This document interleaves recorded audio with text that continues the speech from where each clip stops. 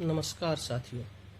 जैसा कि हम सभी जानते हैं कि वर्तमान में मिशन प्रेरणा की ई पाठशाला के फेज 4 की शुरुआत हो चुकी है और 5 सप्ताह इसके पूर्ण हो चुके हैं।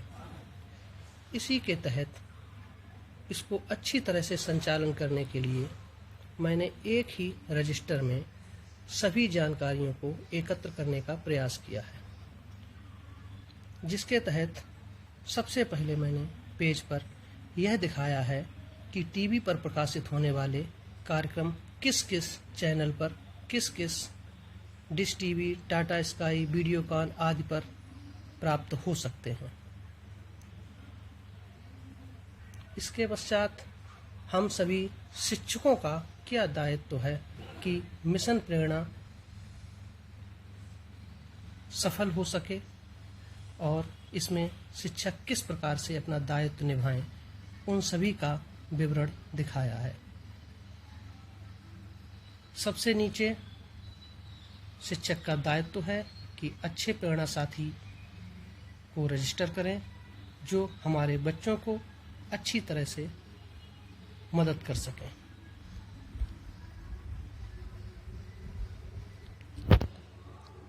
शिक्षक के दायित्व के पश्चात प्रेरणा साथी के क्या दायित्व हैं उनको भी दिखाया है।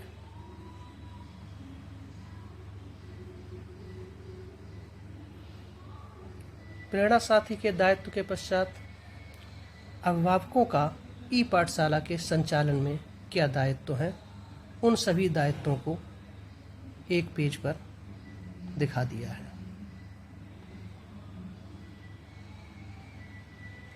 इन सभी दायित्व के बाद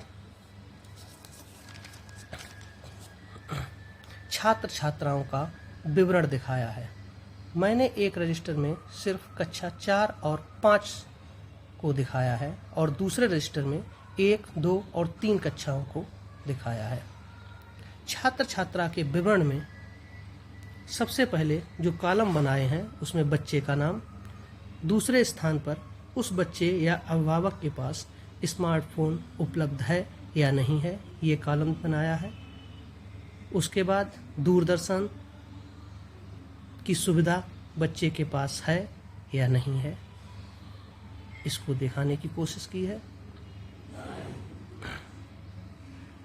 इसके बाद 3 कॉलम और बनाए हैं कि बच्चे के पास अगर स्मार्टफोन उपलब्ध है तो उसमें दीक्षा ऐप, रीड अलोंग ऐप और प्रेरणा लक्ष्य ऐप हैं या नहीं है।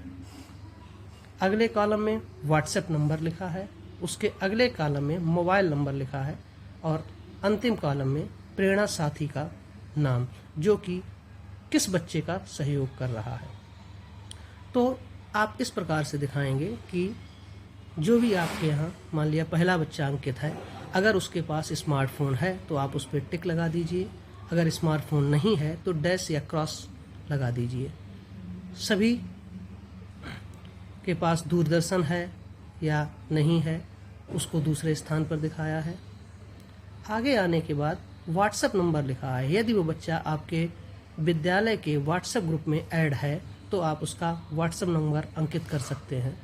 निजी कारणों के तहत मैंने व्हाट्सएप नंबर पूरा नहीं दिखाया है, सिर्फ कुछ अंक लिखे हैं। आप अपने रजिस्टर में उसका पूरा 10 अंकों का नंबर अंकित करेंगे। यदि किसी बच्चे के पास स्मार्टफोन नहीं है और वो बच्चा व्हाट्सएप नंबर नहीं चला रहा है परंतु उसके पास मोबाइल फ़ोन है, स्मार्टफोन नहीं है पर मोबाइल फ़ोन है, तो हम उसका दूसरा मोबाइल नंबर अंकित करेंगे जिस पर उससे हम बात कर सकते हैं। अंतिम स्थान पर प्रेरणा साथी का नाम हमने प्रेरणा साथी विद्यालय में बनाए हैं, तो उस बच्चे को किस प्रेरणा साथी के पास सुविधा उपलब्ध हो पा रही है पढ़ने की, उस प्रेरणा साथी का नाम अंकित किया है। सभी बच्चों का डाटा नहीं बनाया है परंतु कुछ बच्चों के डाटा के द्वारा दिखाने का प्रयास किया है। इसी प्रकार कक्षा 5 का विवरण बना दिया है। यदि उसके पास नहीं है तो आप डैश कर सकते हैं और इस प्रकार से आप सभी बच्चों का डाटा एकत्र कर सकते हैं इस पे।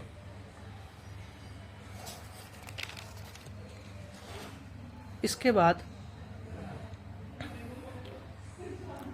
ई पाठशाला का प्रथम सप्ताह प्रारंभ हुआ है, तो इसमें कुछ कॉलम बनाए हैं। प्रथम कॉलम में दिनांक एवं दिन, द्वितीय कॉलम में कक्षा उसकी सामग्री, अगले कॉलम में कहानी और गतिविधि, और उसके अंतिम कॉलम में बच्चे अभिभावक जिनसे बात की गई है।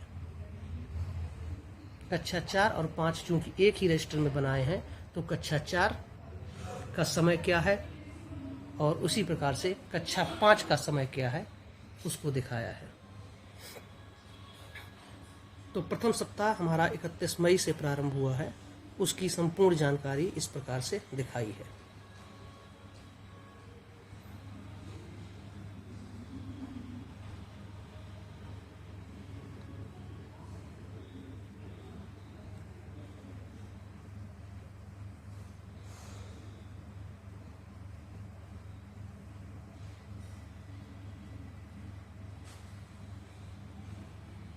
प्रथम सप्ताह की संपूर्ण जानकारी के पश्चात अगले पेज पर द्वितीय सप्ताह जो कि हमारा 7 जून से प्रारंभ हुआ उसकी जानकारी।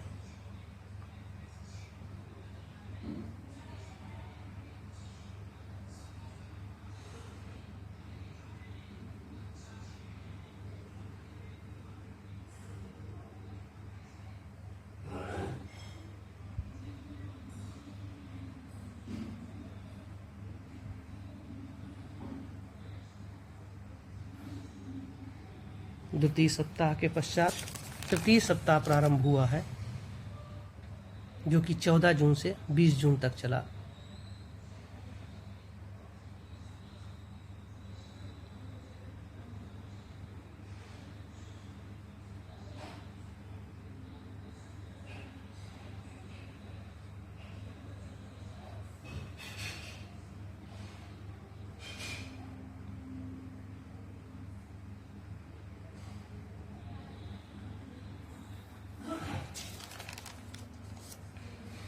चौथा सप्ताह 21 जून से 27 जून तक।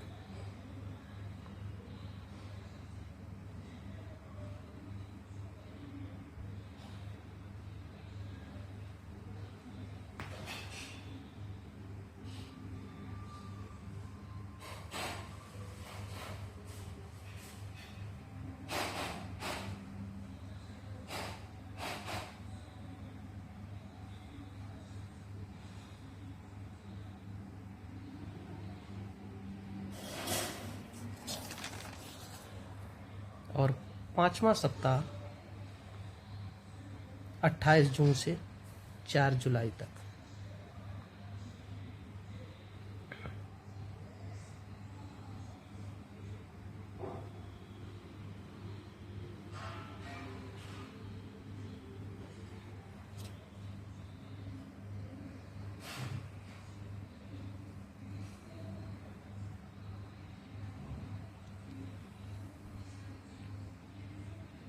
इस प्रकार से 5 सप्ताह की संपूर्ण जानकारी ई पाठशाला की आपको प्राप्त हो गई है।